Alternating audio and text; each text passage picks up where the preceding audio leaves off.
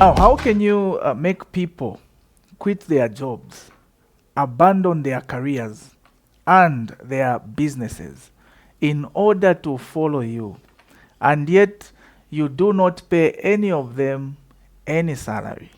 Let's find out in this episode as we uncover the binding and motivating power of vision as demonstrated by the person of Jesus. Welcome. This is Meetu Personal Development Insights with Suvila, where we share with you insights on personal development that reveal truth about life and about yourself in a manner that challenges you to look within yourself and find yourself. Because in this life, remember that anything that is important, anything that matters, anything that counts, if at all it is worth it, then it is hidden. And you are not an exception.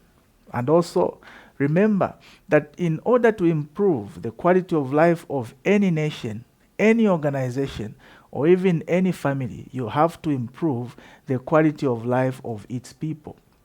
But the quality of life of the people comes down to the quality of the choices that they make. And the quality of the people's choices will always reflect the level of their self awareness.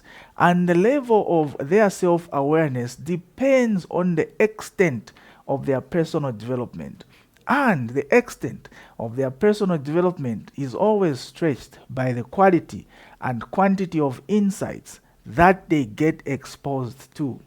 This is why we remain committed to bringing insights of high quality, revealing truth about you, insights that will challenge you to look within you, find yourself, maximize and manifest yourself.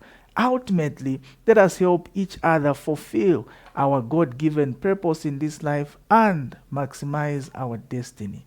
And to take you through these insights, I am your host, Suvila Kaunda.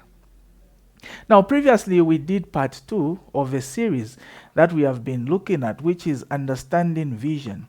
And in the previous episode, our focus was on helping you understand and be clear in terms of how to know whether the vision that you are running your life on is from God, the vision you're running your business on, or the vision that you're running the nation on, how to be sure that that vision is from God. So find time to listen to that particular teaching. It will help you because it gives a guide in terms of what you need to consider to know the source of your vision. Because you may be misled like Hitler or Saul before he became Paul, and be convinced that you're running on a vision from God when in fact not. So find time to listen to that particular episode.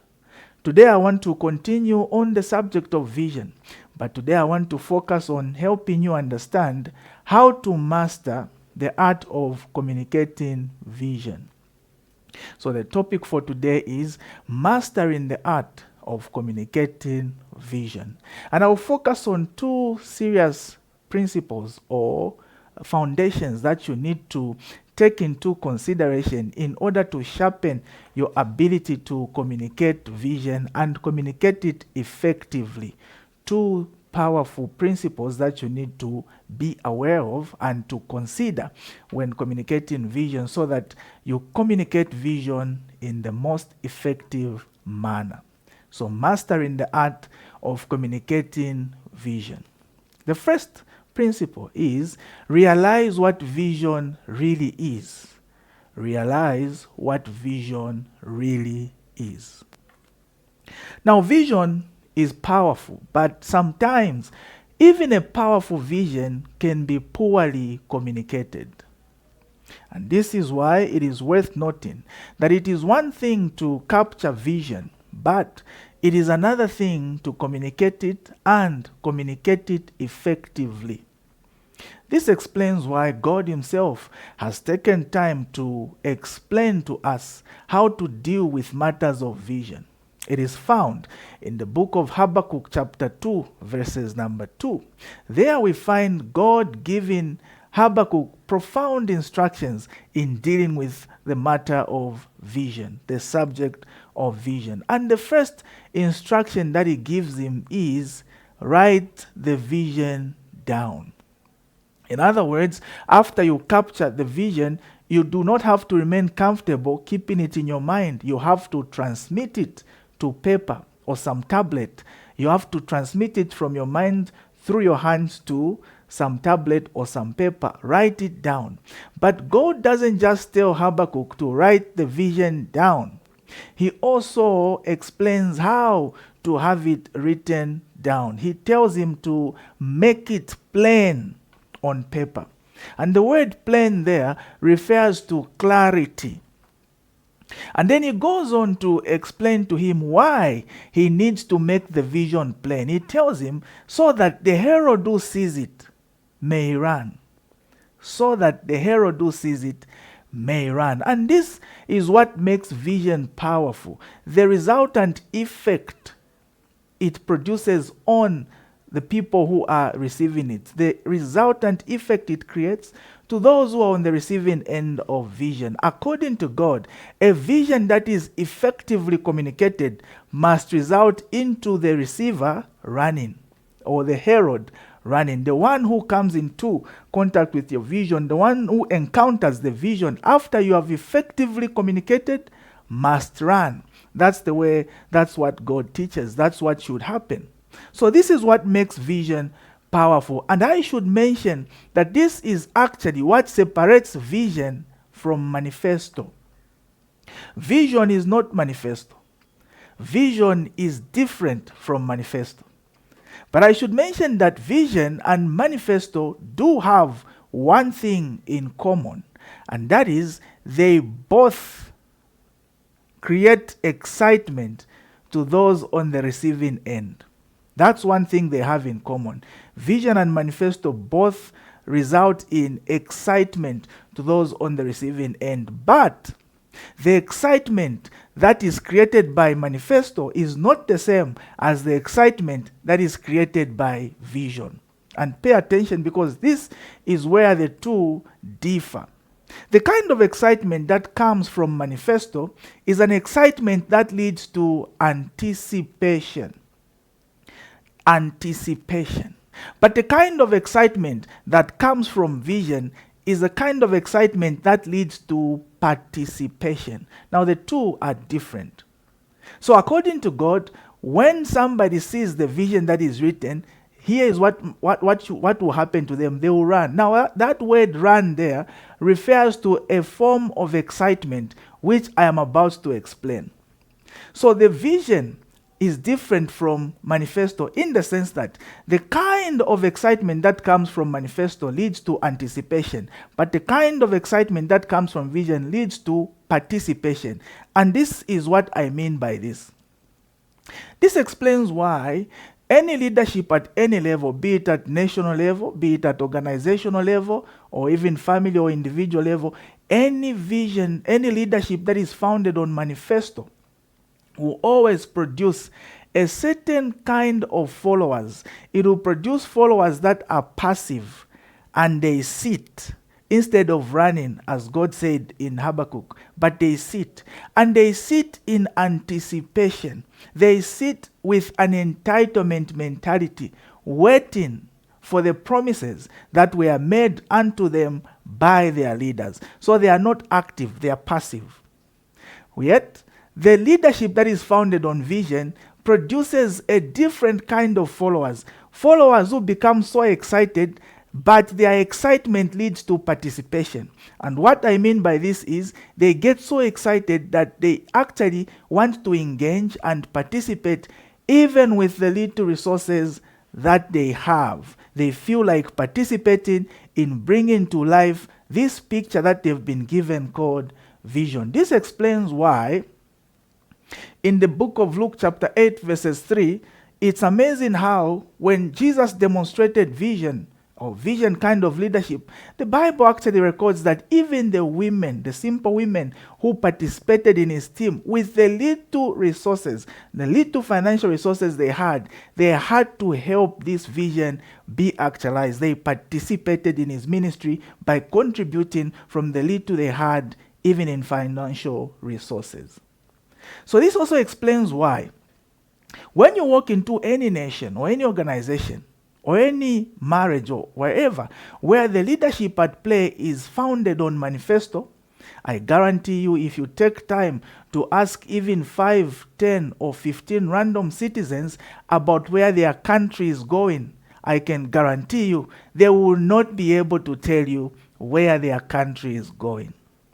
But they can recite to you the promises that were made to them by their leaders. You walk into any organization or any company where the leadership there is founded on a manifesto, the workers or the employees in that organization will not be able to tell you where the company is going, but they can recite to you the conditions or the promises that the company has made to them. This is the kind of followers that a manifesto-based leadership produces.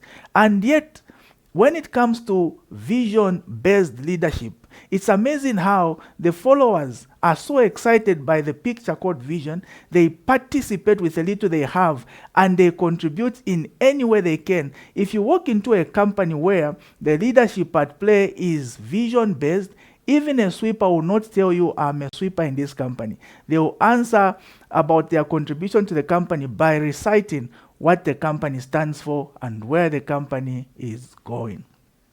This also explains why manifesto-based leadership will always, or ultimately, it will wear the leaders out. Why? It is such a burden for the leader. This is why in a manifesto-based leadership, the leaders need position in order to carry out the promises that they made to the followers. Why? It is such a burden. It's a kind of leadership where the followers, it's almost as if every finger of the followers is pointing to the leader to say, aha, now that you are in that position, can you give us what you promised us? That's manifesto-based kind of leadership.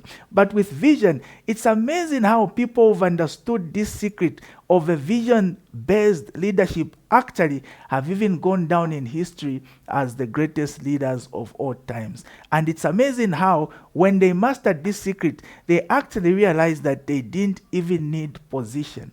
They started off by relinquishing their position. That's how come Mahatma Gandhi in 1915 abandoned his law practice from South Africa and went to execute his vision in his nation of India. The same thing happened to Nelson Mandela in 1962 when he closed his law firm in order to carry out his mandate for his generation. It also led to Martin Luther King Jr. stepping down as a Baptist preacher to go and focus on his leadership role of civil rights movement. The same thing happened to Mother Teresa, who had to let go of her teaching role and to go and focus on her vision of taking care of the poor. The same thing happened to Jesus. Jesus never even had a position. It's almost as if the people who've understood this principle, the leaders who've understood this secret, have realized that vision-based leadership is so powerful, you don't even need position to execute it or carry it out. Now, if I'm to summarize what I've described, the difference between manifesto-based leadership and vision-based leadership, here is what I would want you to imagine. I invite you to imagine a scenario where I am, as a leader, I'm trying to push a huge rock from point A to point B. And I do this by tying a rope around the rock, and then I come and tie the rope around my waist. And so I am trying to drag this rock.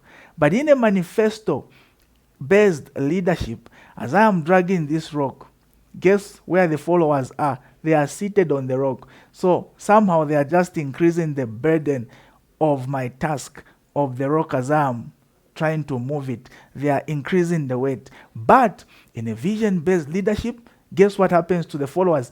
They jump off the rock and help me to push this rock from point A to point B. So point number one in mastering the art of communicating vision is realize what vision is.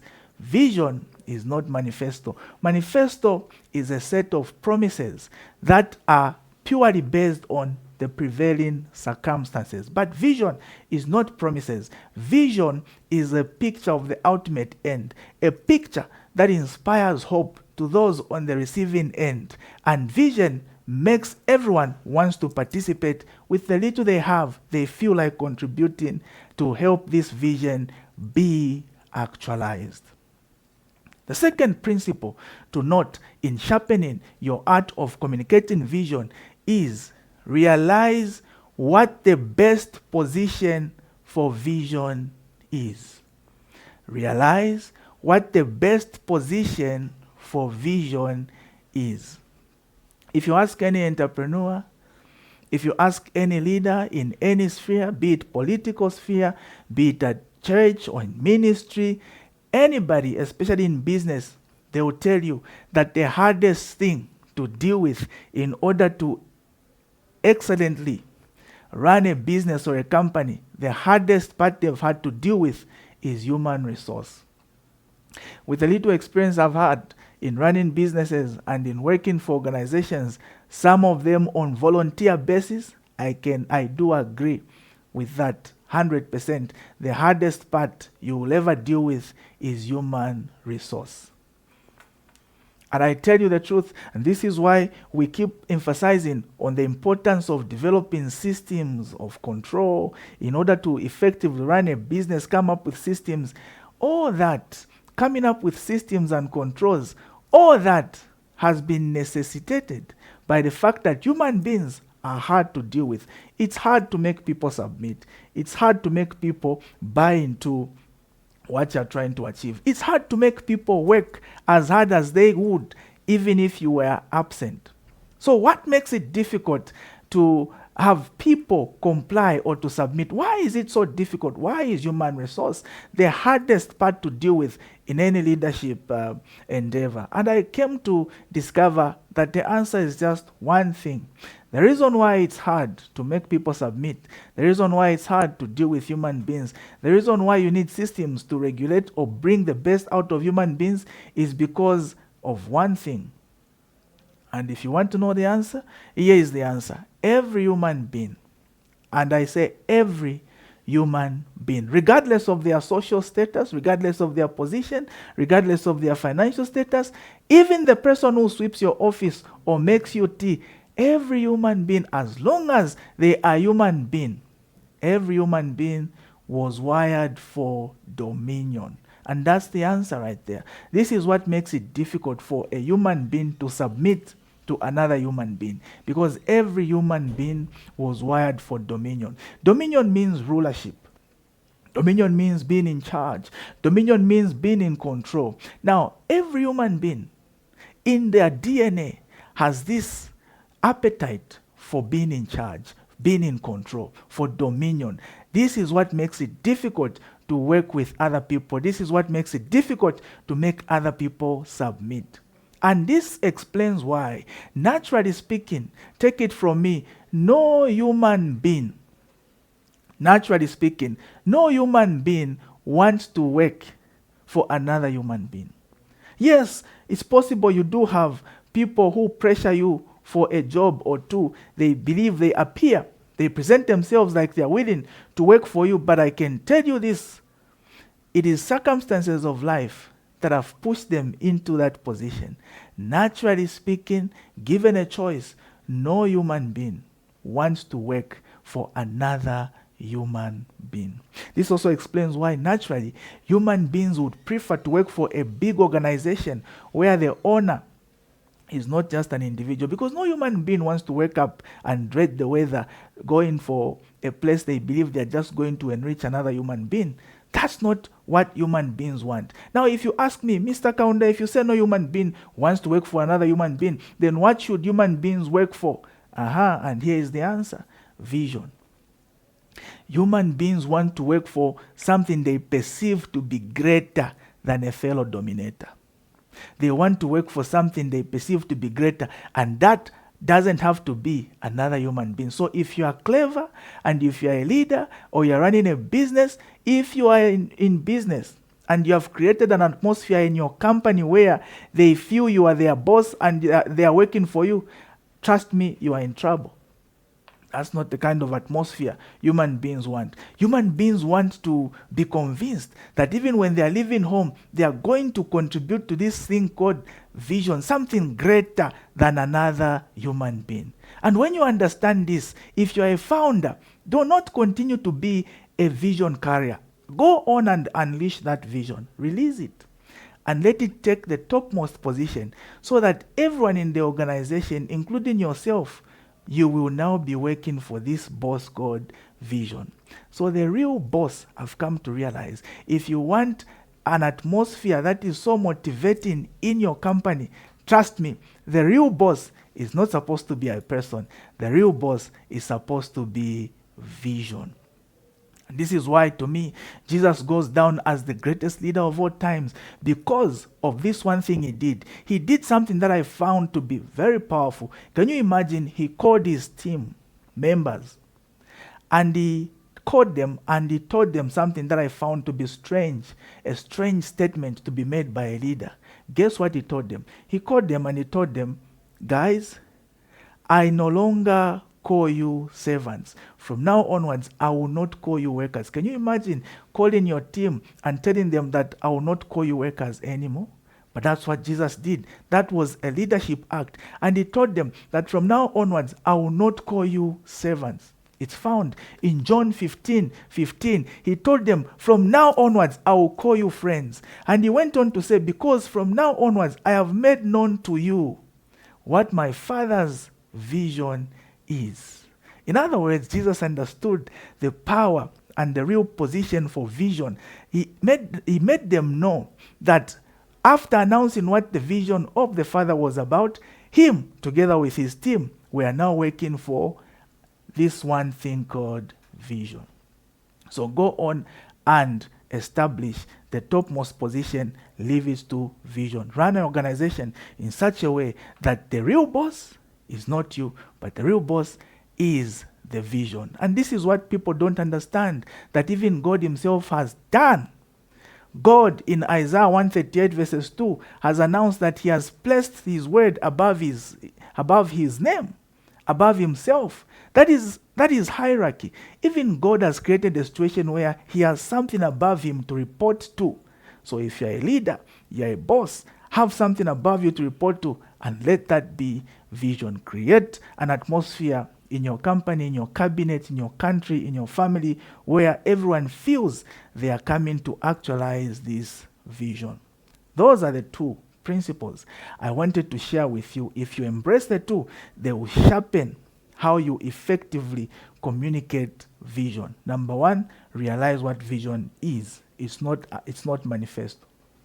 Vision is a picture that inspires hope. Manifesto is a set of promises based on prevailing circumstances. Number two, realize what the position for vision is. Vision belongs to the top. You and your team must work for vision.